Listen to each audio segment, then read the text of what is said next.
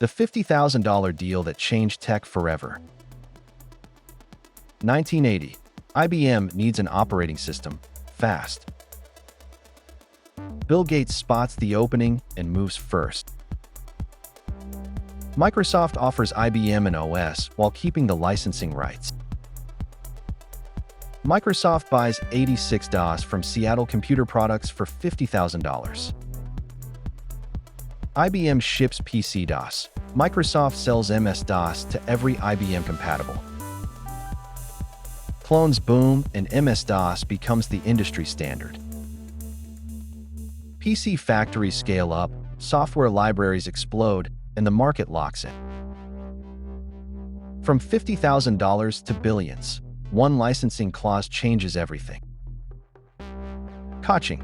Like and subscribe to Money Moves and Stories for more educational business stories.